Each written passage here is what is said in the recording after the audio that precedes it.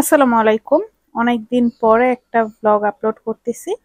আমরা কয়েকদিন আগে গিয়েছিলাম কুষ্টিয়া এবং ঈশ্বরদীতে একটা কাজে। তো আমাদের সাথে এভাবে আমাদের ল্যাবের ছোট বোনেরা ছিল।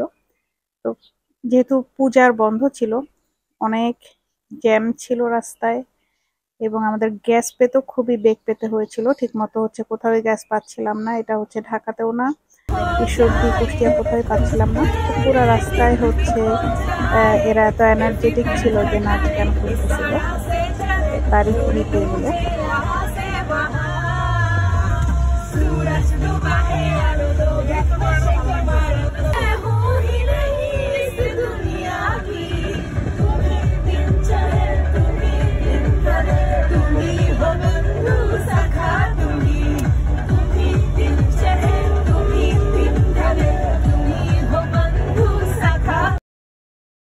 তো এই নাচ গান করতে করতে আমরা ফরিদপুরের ভাঙাতে এসে একটা ব্রেক নেই। এখানে একটু আমরা ডাব, বিভিন্ন ধরনের স্ন্যাক্স খাই। খেয়ে দিয়ে আমরা রওনা দিই। তো পথে বেশ ভালোই লেট হয় আমাদেরকে। এইটা আমরা মাঝখানে আরেকটা ব্রেক নিছিলাম। তো তারপর এভাবে যে মাহমুদ অ্যাজ ইউজুয়াল গাড়ির ঝাঁকুনি পেলেও ঘুমায়। তো ঘুমাচ্ছিল। এই করতে করতে আমরা ঝিনাইদহে পৌঁছাই বেলা ৩টার দিকে। ওখানে আমরা লাঞ্চ করি। লাঞ্চ করে তারপর আমরা কুষ্টিয়ার উদ্দেশ্যে রওনা দিই। তো এটা যাওয়ার দিনে মোটামুটি সবাই কোনো না কোনো ভাবে ঘুমাচ্ছিল, আমিও ঘুমাচ্ছিলাম। আমার ঘুমের ক্লিপ এখানে নাই। তো ঝিনাইদহে আমরা খাবারের জন্য দুপুরে থামি এবং এই হোটেলের খাবারটা খুবই মজা ছিল।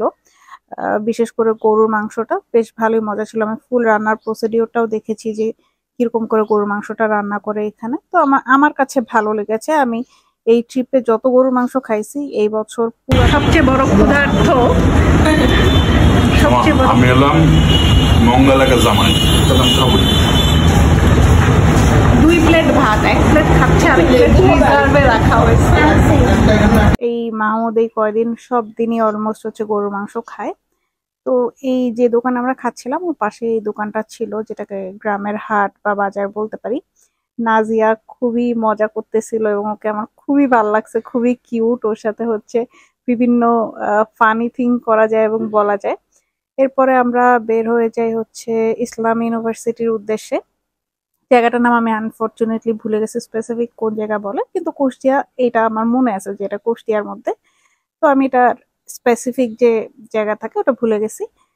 এসে আমরা এই ডরমেটরিতে ছিলাম। তো আমরা যেহেতু একদম সন্ধ্যা সন্ধ্যা টাইমে পৌঁছাই, একদম এটা ভুতুর একটা বাড়ি লাগতেছিল, পূজার জন্য ইউনিভার্সিটি বন্ধ। তো সব চারপাশ একদম ঠান্ডা ছিল। এরপরে আমরা ফ্রেশ হয়ে মাগরিবের পরে আমাদের ফিল্ডের উদ্দেশ্যে বের হই, যে যে উদ্দেশ্যে আমরা গিয়েছিলাম সেই কাজের। তো এই এসেই ছেলেপেলে কাজে লেগে পড়ছে এবং এখানে একটা খুব ফানি আমি রিলস আপলোড করছিলাম। তো ওরা বিভিন্ন ধরনের স্যাম্পল কালেক্ট করতেছিল। স্যাররা, ওখানকার লোকাল স্টুডেন্ট 2 জন আমাদের সাথে জয়েন করেছিল, ওরা এখানে ছিল। তো এভাবে করে স্যাম্পল কালেকশন হচ্ছিল ওই দিন। স্যাম্পল কালেকশন করে আমরা আবার বের হয়ে পড়ি এবং ওখানে একটা বেগুন ক্ষেত ছিল। আমি বেগুন দেখতেছিলাম যে কি সুন্দর বেগুন একটা ধরেছে এবং বেগুনটা খুবই মাশাল্লাহ হেলদি ছিল। এরকম অনেক বেগুন ছিল। আর রাতের বেলা আসলে ওই এলাকায় এরকম জঙ্গলে ঘুরে বেড়াতে ভয় লাগছিল সাপের। এরপরে আমরা ইসলাম ইউনিভার্সিটির বাহিরে ভাবলাম যে চটপটি এবং ফুচকা ট্রাই করি। নতুন জায়গায় গেলে আমি চটপটি এবং ফুচকা ট্রাই করি। ওই এলাকার চটপটি ফুচকা কিরকমের, আমার কাছে ফুচকাটা বেশ ভালো লাগছে। চটপটিটার এই উপরের যে জিনিসটা ওটা ভাল লাগেনি, ওটা খুবই শক্ত ছিল। তো পরের দিন সকালবেলা আমরা নাস্তা করে আবার চলে যাই ফিল্ডে। ফিল্ডে যে সবাই কাজ করছিল, তাদের যে যে স্যাম্পল প্রয়োজন সেই স্যাম্পল গুলা নিচ্ছিল এবং এখানে সবাই অলমোস্ট কাজ করছিল। আমি শুধু ভিডিও করতেছিলাম, সেরকম কোনো কিছুই করিনি।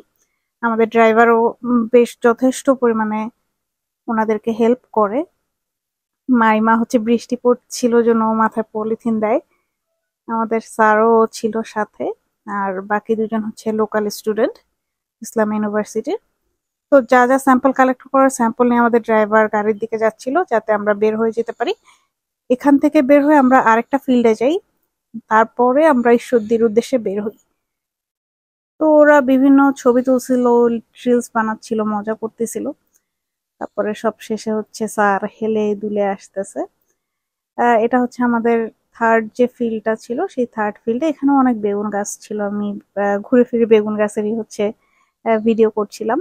তো এই বেগুন ক্ষেতের বেগুনগুলো আবার একটু কম বেগুনি কালার ছিল সামহাও কোনো কারণে। তো যাই হোক, এখান থেকে আমরা সুন্দর মতো স্যাম্পল কালেকশন করি, করে টোরে আমরা ঈশ্বরদীর উদ্দেশ্যে আবার বের হয়ে যাই। একটা লং পথ বলতে হয়তো 30 মিনিট লেগেছিল।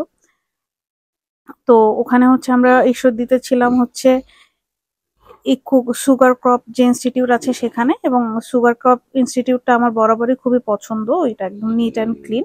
এটা হচ্ছে পাকশি ব্রিজ, এটা হচ্ছে রূপপুর যে পারমাণবিক ইয়েটা আছে সেটা। এরপর আমরা হার্ডিংস ব্রিজের উপরে যাই, যে একটু রং ঢং করে ছবি তুলি।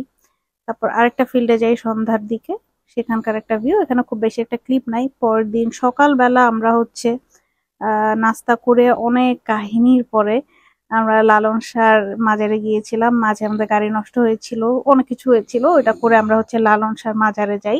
সেখানে এরকম করে মানুষজন হচ্ছে শুয়ে আছে, এবং এখানে বিভিন্ন ধরনের গান বাজনাও হচ্ছিল, যেহেতু এটা একটা মাজার। তো এটা আমি কখনো লালন শাহর মাজারে যাই নাই, তো আমি এসে খুব আগ্রহ নিয়ে দেখছিলাম। এর ভিতরে একটা মিউজিয়াম আছে লালন শাহর লাইফ স্টোরি নিয়ে, ওই ভিডিওটা আমি পরে আপলোড করব কোনো একটা সময়। তো এই জায়গাটা খারাপ লাগে নাই মোটামুটি। তারপর চলে যাই হচ্ছে কুঠিবাড়ি ভাল লাগছে আমার কাছে, আমাদের তাজহাট জমিদার বাড়ির মতোই মনে হয়েছে। এটা হচ্ছে রেড কালার, ওইটা হচ্ছে হোয়াইট কালার, অলমোস্ট একই টাইপের, কিন্তু আমাদের তাজহাট জমিদার বাড়িটা হয়তো আরেকটু ওই জমিদারি যে ইয়েটা আছে ওইটা বেশি। তো এরকম ভাল লেগেছে। তারপরে হচ্ছে আমরা ঢাকার উদ্দেশ্যে রওনা করে দিই, এবং আমরা বাসায় আসতে আসতে রাত 10টা বেজে যায়। এই ছিল আমাদের হচ্ছে ঈশ্বরদী কুষ্টিয়া ট্রিপ। আল্লাহ হাফেজ।